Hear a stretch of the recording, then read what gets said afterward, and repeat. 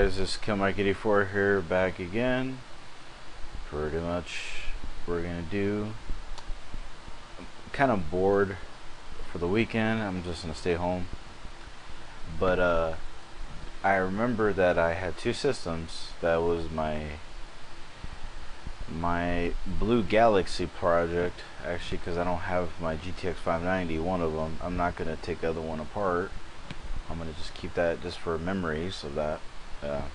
But anyway, this is again down to this. Pretty much, I took my graphic cards from my Red Flash project, and I put it in the Blue Galaxy project. I want to do some little, you could say, messing around with it, because I never really had Intel with ATI / AMD Radeon. Now I was able to get the computer running with 2.16 Callus control CCC, and now the whole thing's at stock settings, everything. So right now we're gonna I'm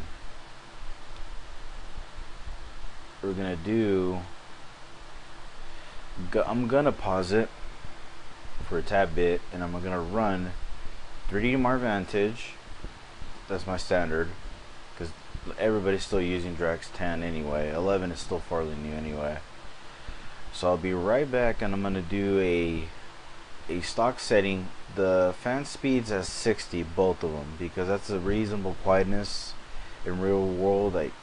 Like to me, bumping up a little bit the fan speed does help out the temperatures for both.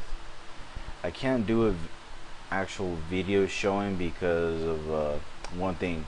I don't have my portable camera with me. It's something's wrong with this, so I'm stuck with using I can't do the recording for my video right now, so I'm just gonna do recording inside. But anyway, I'll be right back, and I'll explain to you what is the difference from updating drivers and what has AMD ATI / AMD Radeon has finally for years they finally fixed drivers, software drivers for the ATI cards, doing CrossFire configuration. And right here I'm still running my i7 2600K. I love this processor. This thing's a beast for a 4.5 gigahertz. I did some benchmarks before and after, and I'm completely flabbergasted that I should keep these cards anyway. I wish I could get a water block from them. I could, but it's, to me, is waste of money, really. I could get them, but I'm not gonna bother. I mean, the technology is so old versus that, but I mean, more for giggles and show and all that. But anyway, 4.5 gigahertz, 1.45 volts, mostly on auto V droop. Both GPUs are enabled and USPS activated. It's universal standard thing. Fans wrapping about 1300 RPMs both. I do have both GPUs right now. For some reason, GPU 2 is doing all the work. That's weird. It's doing all the rendering, so it has it doing its thing. But anyway, I have Afterburner newest one updated 2.2.3, and the Callus control is 2.6, and that's really about it. So I'll be right back. I'm gonna pause this, and I'm gonna show you a before, and this is gonna be a clip, and the last one is gonna be the actual overclock, because I'm gonna see how hard I can overclock it without having any problems with using CrossFire. And this is the latest drivers too. I'll be right back, and I'll see you guys in like about couple bits. Alright guys, Mike84 here, back again. I am back again. Pretty much I'm gonna show you a little bit what's going on, and let me show you my settings. I did a couple things at the moment. You can tell here on GPU Z 0.6.4 is the default clock is 800 and I got at 900, and memory from 1000 to 1150. GPU enabled. Pretty much that going. We close this and let me show you my results. Okay, this is before and after. I took a snapshot using the Windows snapshot tool. Stock settings were at 26,459 at, that's a GPU score. That's pretty good for stock. I mean, from having, what I noticed that there's a bottleneck using AMD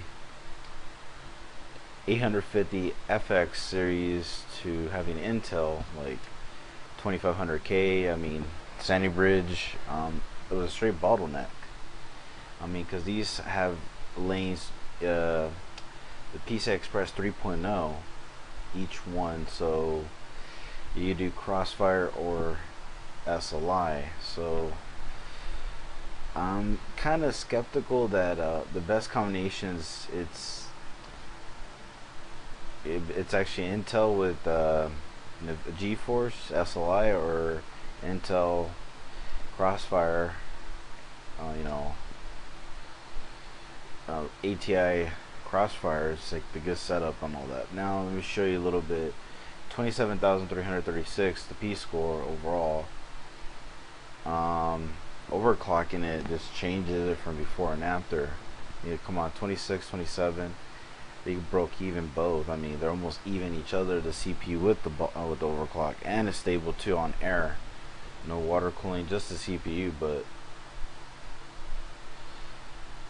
so really, it's a very dramatic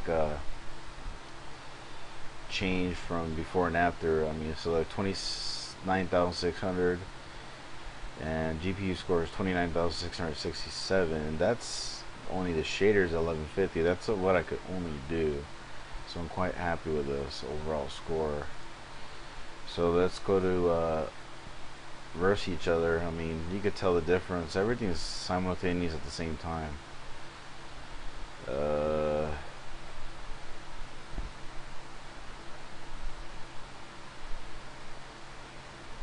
So pretty much 1100 megahertz more. And you can tell the difference here. So pretty much the same thing, pretty much identical. Score settings, they change a tad bit.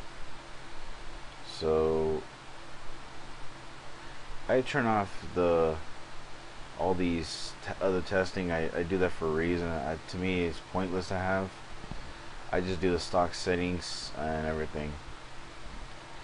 But overall, I'm quite happy with this. It's stable. Wish I could do water cooling, but I don't think it's going to do it.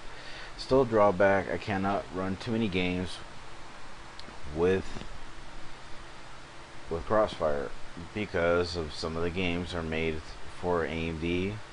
Some games like you see here, St. Rose, they work quite well. I haven't tested out Dead Space 2 or Dead Space Crisis. I'm going to test it out. Just Cause probably run perfectly fine. Lost Planet 2 demo is not going to work. Probably. I've just seen so many problems with different games, so it's just got kind of a hit or miss, man. So overall, I am quite happy with this. Alright, you guys hit the like button. See you guys a little bit later. This is Kill Mike 84. Later.